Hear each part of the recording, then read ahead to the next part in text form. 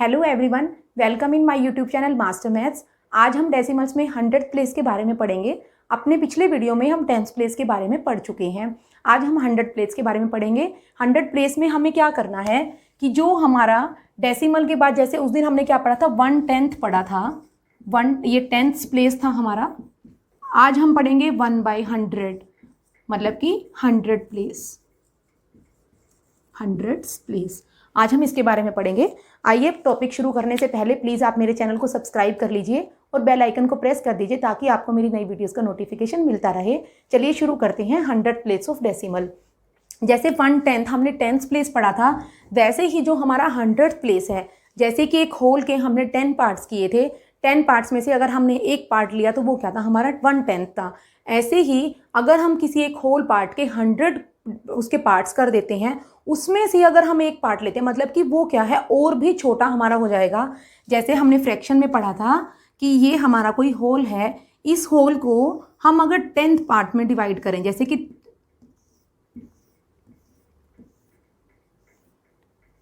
ये हमारा क्या है, 10 पार्ट्स है। अब हम इसको 10 पार्ट्स में डिवाइड ना करके 100 पार्ट्स में डिवाइड करें तो हमारा देखिए कितना छोटा एक पार्ट हो जाएगा। तो अगर हम ऐसे करें तो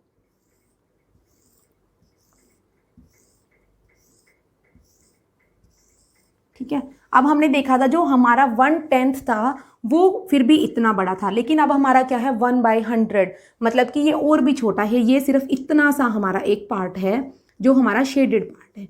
ये हमारा क्या है, 1/100, और हमारा 1/10 क्या था, ये पूरा था, ये हमारा पूरा था। मतलब कि जो हमारा 100th प्लेस है वो क्या है, 10 से और भी छोटा है। मतलब जैसे ही हम उधर जाएंगे पॉइंट के बाद तो हमारा क्या है, और भी छोटी वैल्यू हो जाएगी। जैसे कि हम सब जानते हैं 1 metre is equal to 100 centimetre होता है।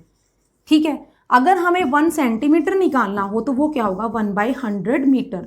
मतलब कि 1 मीटर का 100th पार्ट, उसका 100वां भाग हमारा क्या है, 1 मीटर, 1 सेंटीमीटर के इक्वल होता है 1 मीटर का 100वां पार्ट।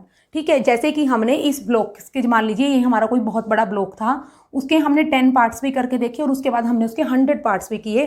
तो देखिए जो हमारा 1/100, जो हमारा 100th पार्ट है वो कितना छोटा है, और जो हमारा 10th पार्ट था वो 100th पार्ट से थोड़ा सा बड़ा तो था कम से कम।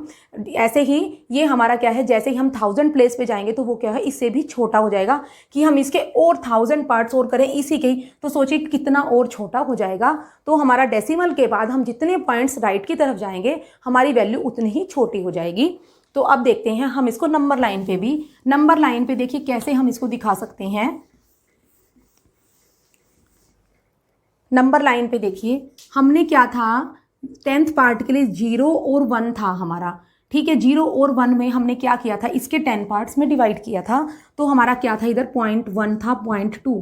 अब हमारा क्या है, इनके बीच में भी हमारे बहुत सारे पॉइंट्स के पार्ट्स होते हैं। जैसे कि 0 और 0.1 के बीच में भी बहुत सारे नंबर्स होते हैं। तो वहीं पे हमारे क्या होते हैं, अब हम क्या करेंगे, 0.1 को भी डिवाइड कर सकते हैं हम ऐसे ही 10 पार्ट्स में।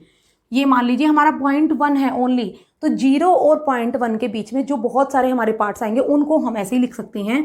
हम इसको 0.01, 0.02, 0.03, ऐसे हम इसको 0.09 और ऐसे हम इसको 0.1 तक लिख सकते हैं। ये हमारे क्या होते हैं, 0 और 0.1 के बीच में पार्ट्स हैं। तो ये क्या है, ऑटोमेटिकली छोटे भी हैं उससे, और ये क्या होते हैं, ये हमारे 0 और 0.1 के बीच में रहेंगे। जो हमारा 0.1 था वो 0 और 1 के बीच में था।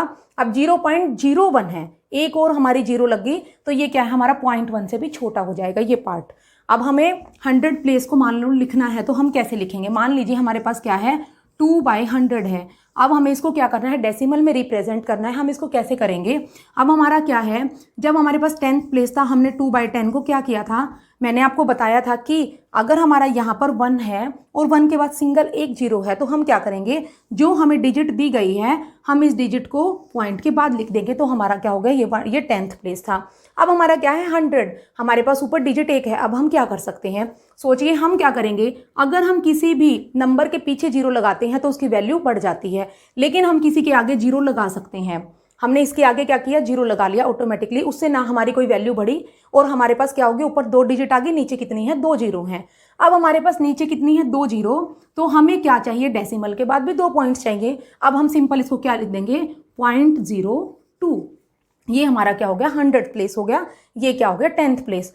तो अगर मान लीजिए ऐसे ही हमें 2/1000 दिया जाए, अब 2/1000 को हम कैसे लिखेंगे, हमारे पास तो नीचे 3 जीरो है लेकिन ऊपर क्या है, एक ही डिजिट है, इसको हम कैसे लिख सकते हैं, सेम हम इसको कैसे करेंगे, आगे हम इसके 2 जीरो लगा देंगे। तो 2 जीरो लगाने से किसी को फर्क नहीं पड़ा, 2 भी एज इट इज रहा और हमने आगे 2 जीरो लगा ली। हमें क्या करना था, पॉइंट्स के बाद हमें 3 डिजिट चाहिए थी, हमने 2 जीरो अपनी मर्जी से लगा दी। अब हम इसको नॉर्मली क्या लिख सकते हैं, 0.002 हम इसको ये लिख सकते हैं, क्योंकि हमारे पास इसमें बाकी की 2 डिजिट दी नहीं गई थी और हमें क्या करना था, 1000 प्लेस निकालना था।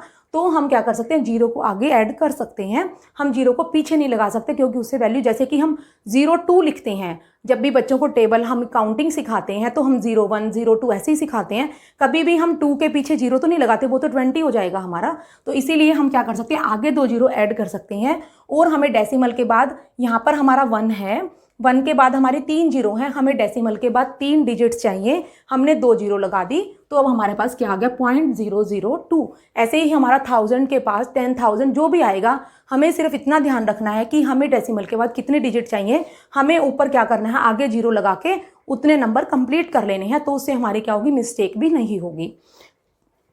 अब नेक्स्ट देखिए,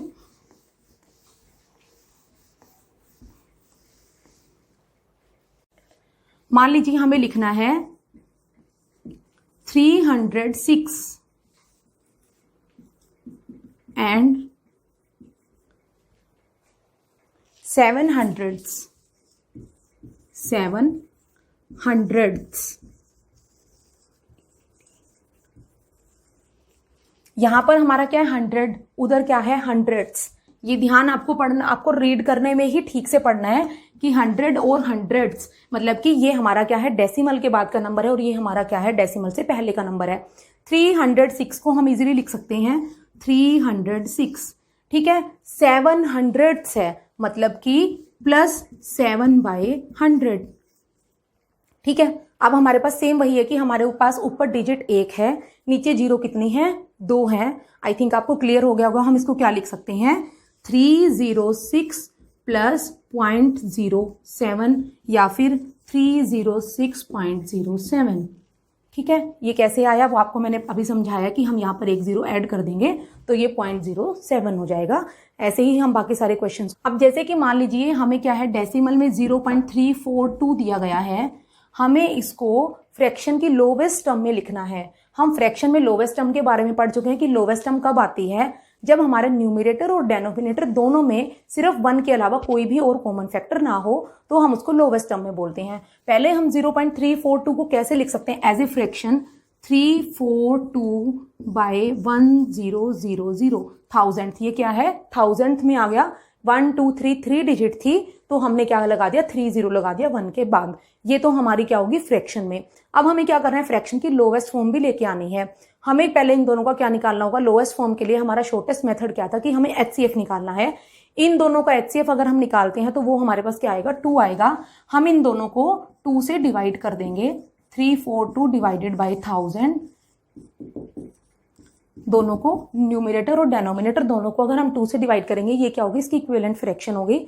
अब हम इसको क्या लिख सकते हैं, 171/500। अब हमारा 171 और 500 में सिर्फ 1 के अलावा कोई भी और कॉमन फैक्टर नहीं है, तो इसलिए ये क्या हो गई है, इसकी लोवेस्ट फॉर्म। सारे क्वेश्चन भी ऐसे ही कर सकते हैं। अगर आपकी कोई क्वेरी है तो आप मुझे कमेंट बॉक्स में कमेंट कर सकते हैं या आप मुझे मेल भी कर सकते हैं। वीडियो पसंद आए तो प्लीज़ लाइक, शेयर और सब्सक्राइब जरूर कीजिएगा। Thank you.